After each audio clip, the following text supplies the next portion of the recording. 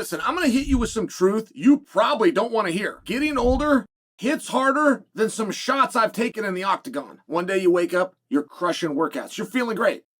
Another day you wake up, you're sore, you're stiff, your hair's thinning. But I'm here to tell you, aging does not have to suck. That's where Bubs Naturals collagen peptides come in. So your bodies naturally will stop making collagen in about your mid-20s. Collagen is the protein that holds you together. It's literally the glue of your body. But with Bubs, you're one step closer to smoother skin, better recovery, stronger joints, and hair that doesn't quit. Guys, it's easy. I scoop it into my coffee. I'll scoop it into my water, whatever. There's no taste.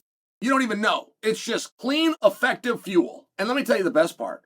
Bubs is a tribute to Navy SEAL Glenn Bub Doherty, a hero who gave his life in Benghazi, and 10% of profits go to charity. By the way, Health.com named this the best collagen of 2024. Over 100,000 customers already trust it, including me. So here's what you do. Go to bubsnaturals.com. Use the code Chael. That's going to get you 20% off. Or just click on the link below and at checkout, let them know our show sent you. I was thinking that we would be done with the Jake Paul card the moment that the Jake Paul card got canceled.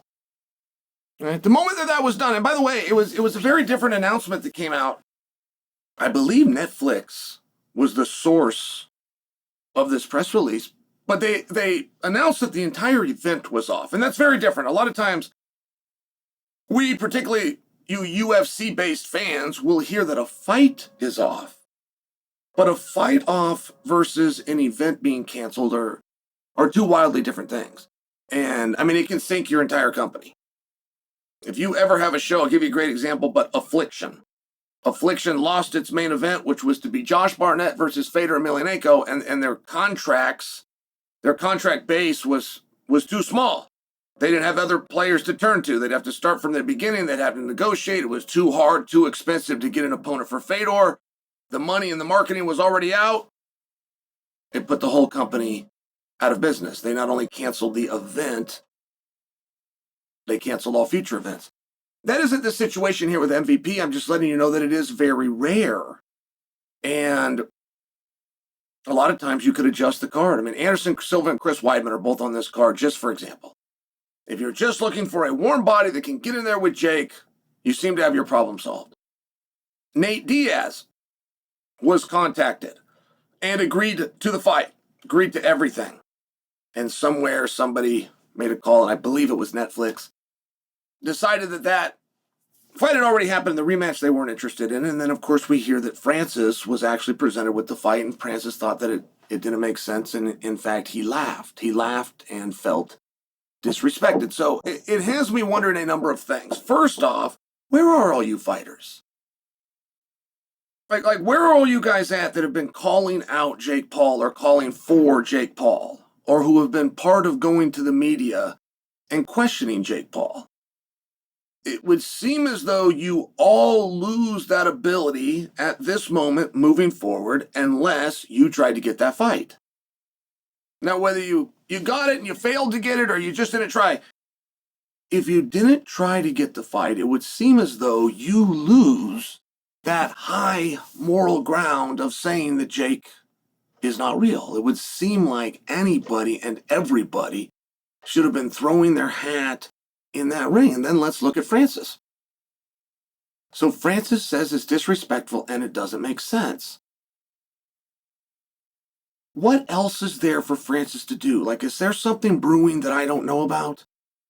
Is there other options that I don't know about? Is there another opponent? There seemed to be a level of heat at one point between Francis and John Jones, but that feels like it was about 3 years ago and is completely gone. That's what it feels like to me. And the idea of Francis and MMA, I do believe he is under contract with Professional Fighters League. But what opponent he would possibly face, I know one of the matches that seemed compelling, at least, would be Ryan Bader, and Ryan Bader has left the PFL and is now under contract with, I believe, Ryzen.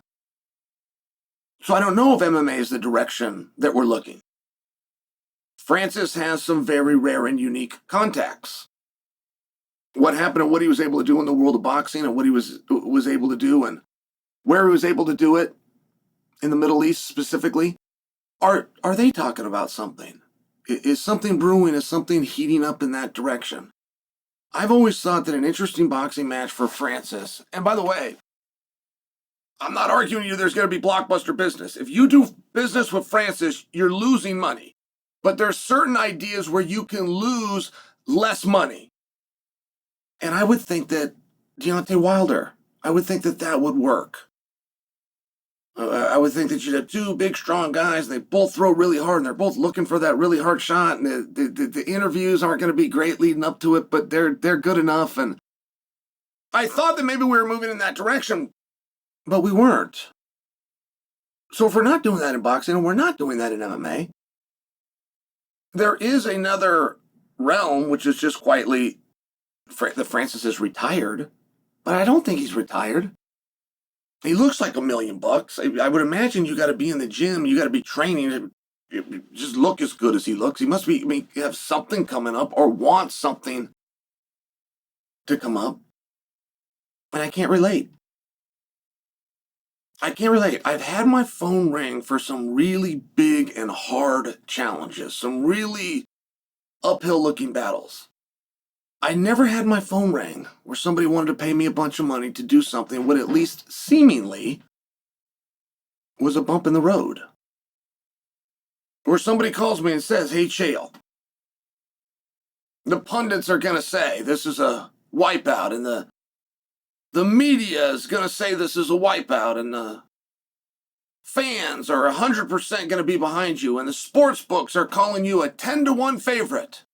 And we'd like to pay you a whole bunch of money to do it anyway." I just never been in that spot. Maybe it is offensive.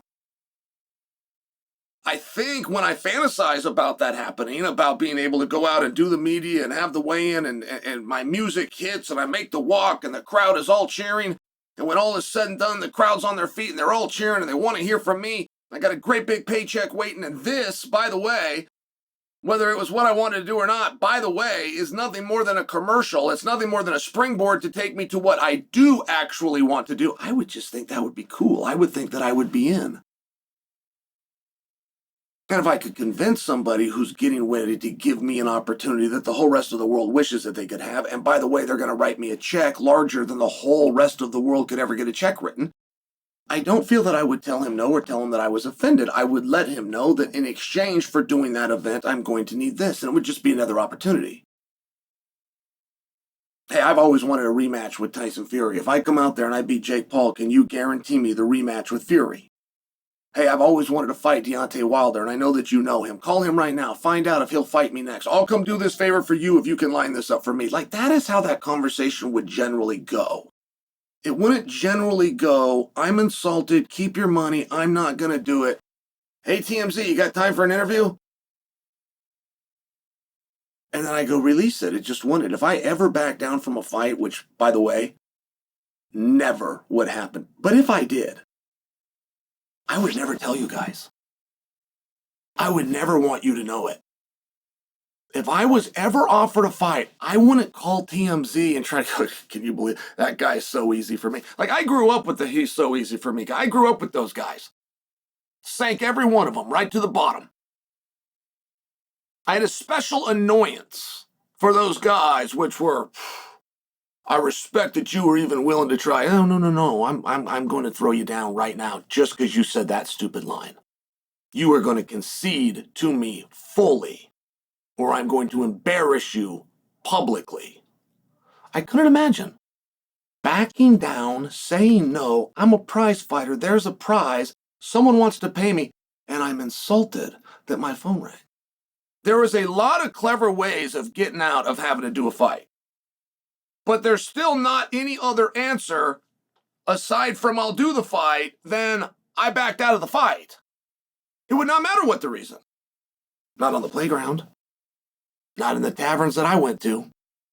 One guy issued a challenge, and he met all of your demands. You turned the challenge down.